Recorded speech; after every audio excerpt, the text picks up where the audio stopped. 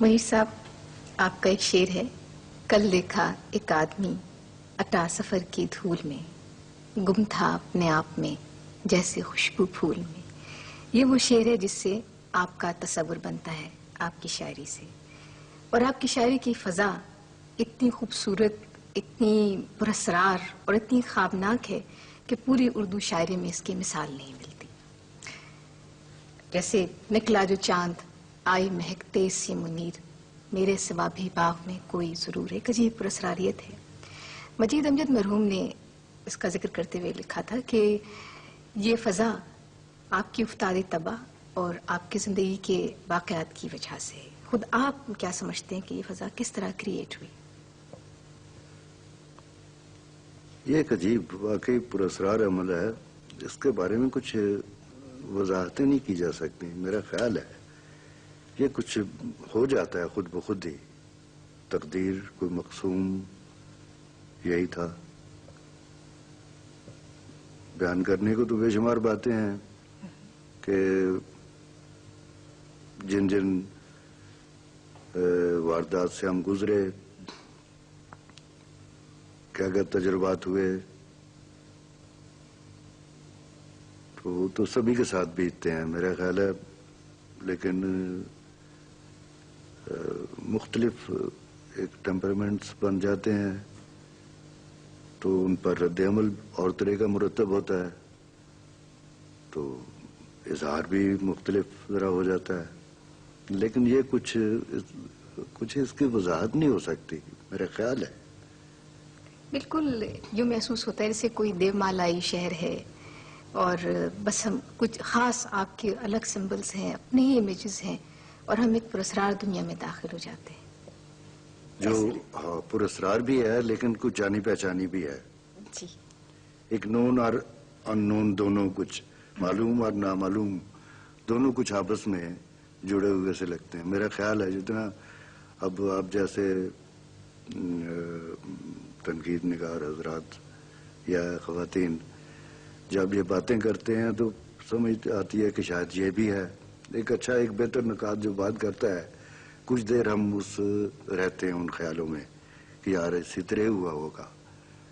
انتظار حسین نے لکھا ہے. اب آپ نے یہ سوال پوچھا ہے، دہلی میں بھی مجھ سے یہی سوال کیا گیا. کوئی شمیم حنفی صاحب ہیں وہاں پر کہ یہ کیسے ہوا، یہی سوال تھا. میں نے کہا مجھے کچھ پتہ نہیں، کوئی زندگی کا سٹائل ایسا رہا اور جو ہم پر بیتا وہ تو جیسے ہر آدمی پر وہی کچھ بیتتا ہے. بس کہہ دینے کا اور فیل کرنے کا، محسوس کرنے کا کچھ اپنا ایسا. یہ کوئی غیب کی طرف سے ایسا ہوا، کوئی تقدیر میں تھا، کچھ چن لیے گئے تھے جیسے. آپ کے ہاں زندگی کی بعض بڑی خوبصورت تصویریں ملتی ہیں، جیسے کہ آواز دے کے دیکھ لو، شاید وہ مل ہی جائے، ورنہ یہ عمر بھر کا سفر رائے گاں. یہ احساس زیاں، رائے گانی کا احساس ساتھ ہی ساتھ کیوں منیر صاحب؟ یہ تو ہر لکھنے والے کے ساتھ، جو سوچنے والے آدمی کے ساتھ، جو فکر کرنے والا آدمی ہے، جو کسی آئیڈیل تو کبھی مٹیریلائز ہوا ہی کم ہے، جو اس کی تلاش میں ہے، یہ رائے گانی کا احساس تو تمہاری شاعری میں بھی آتا ہے. مگر زندگی کے بارے میں ویسے آپ کا ایٹیٹیوڈ بہت پازیٹیو ہے. اتنے رنگ ہم اکٹھے دیکھتے ہیں زندگی کے آپ کی شاعری میں، اتنے شاید کسی خوشی شاعر کے جب تم بہت زیادہ خوش ہوتی ہو تو پھر ایک انت پر ایک ملال کی کیفیت آتی ہے کبھی میرے خیال آتی ہے. تو یہی ہے، دونوں رنگوں سے مل کر ہم بنے ہیں. ہمارے تصورات، ہمارا معاشرے میں چلن، دونوں ہی رنگ ساتھ ساتھ چلتے ہیں. ان رنگوں کو بیان کرنے کے لیے یہ جو دو کیفیتیں آپ نے بیان کی، کچھ سمبلس آپ کے یہاں شاعری میں ملتے ہیں اور بار بار آپ ان کو دہراتے ہیں، جیسے ہوا، شام، جنگل. اس کی کوئی خاص وجہ، آپ کچھ آئیڈینٹیفائی کرتے ہیں اپنے آپ کو ان سے؟ کیا پتہ نہیں، یہ خود بخود ہی آ گیا کہیں سے. اچھا، ہوا کہیں خود بخود آ گئی، شام خود بخود ہی آ گئی. ہو سکتا ہے میرے جو تجربات تھے لڑکپن کے، بچپن کے، یا جو میرے ایک کو پیمائیاں یا سہرا نوردیاں یا اس طرح کے خالی جگہوں میں جنگلوں میں پھرنے کا ایک جو مجھے موقع ملا. وہ ڈاکٹر اجمل نے کیا بات کہی تھی شہر کے حوالے سے کہ شہر کوئی ان کا خیال وہ حابیل اور قابیل کی انہوں نے داستان آپ کو سنائی تھی اور آپ سے پوچھا تھا کہ تم نے شہر جو ہے اس کا سمبل کیوں بہت زیادہ استعمال کیا؟ وہ کیا واقعہ؟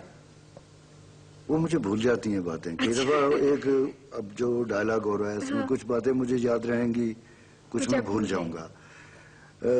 شاعر کا تصور جو ہے اس کا ایک ایکسپلینیشن یہ بھی ہے کہ ایک شہر جو موجود ہے وہ مجھے اس سے میں کوئی بہتر شہر میں رہنا پسند کرتا ہوں جہاں ان لوگوں سے بہتر لوگ موجود ہوں. یہ معاشرہ جس کی وجہ سے میں ملال میں آتا ہوں, غمزدہ ہوتا ہوں, یہ نہ رہے, اس کی جگہ کوئی اور ایک شہر لے لے.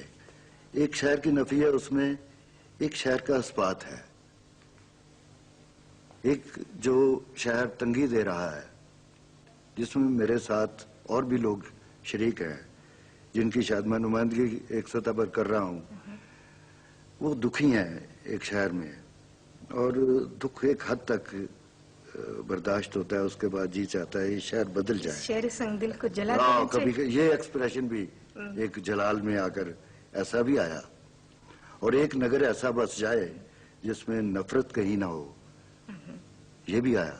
آپس میں دھوکہ کرنے کی, ظلم کی طاقت کہیں نہ ہو, اس کے مکی ہوں اور طرح کے, مسکن اور طرح کے ہوں, اس کی ہوائیں اور طرح کی, گلشن اور طرح کے ہوں, ایسا بھی آیا.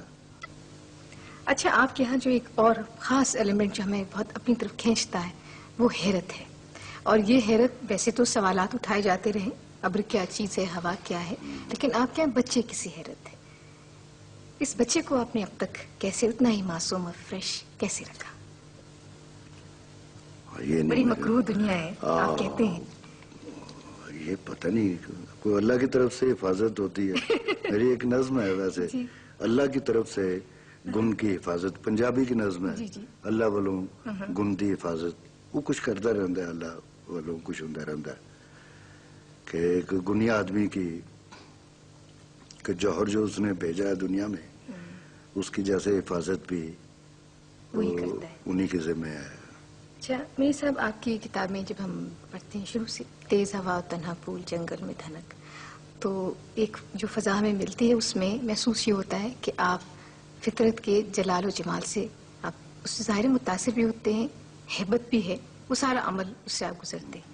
جب دشمنوں کے درمیان شام تک آتے ہیں تو ایک عجیب ہے اس میں سلسلہ جو کہ دشمنی کا رشتہ زندگی سے زیادہ لگتا ہے.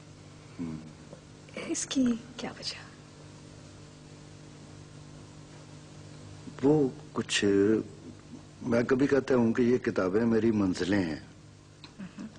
ایک جسمانی طور پر, روحانی طور پر ایک جیسے منازل سے ہم گزرے, انہی منزلوں کا بیان ہے. یہ تیز ہوا تنہا پھول میں کوئی اور طرح کی واردات تھی, اس کے بعد جنگل میں دھنک, دوسری کتاب میری جنگل میں دھنک ہے, وہاں تک کچھ اور تھا. رنگ اس میں اور طرح کے ہیں, اس میں کچھ اظہار کچھ اور طرح کا ہے.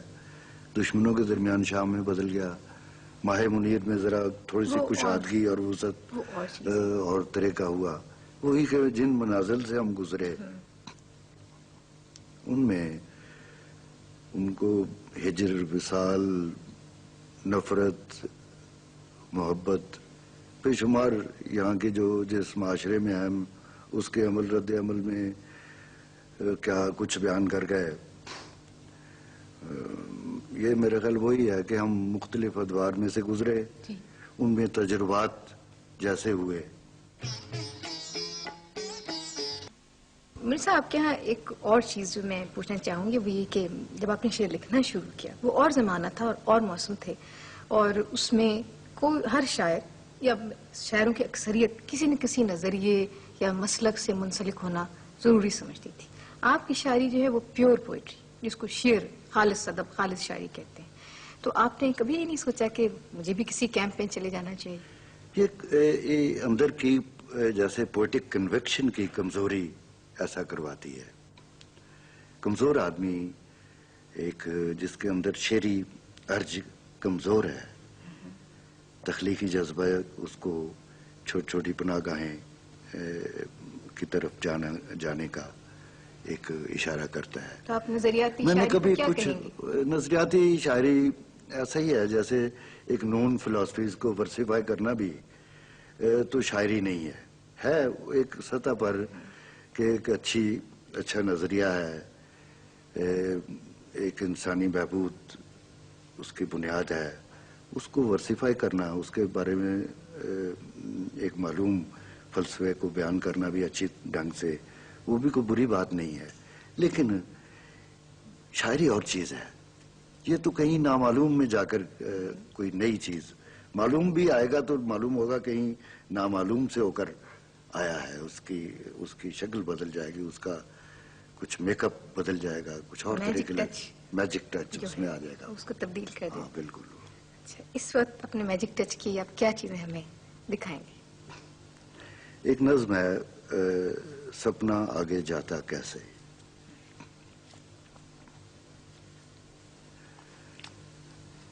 چھوٹا سا ایک گاؤں تھا جس میں دیے تھے کم اور بہت اندھیرا،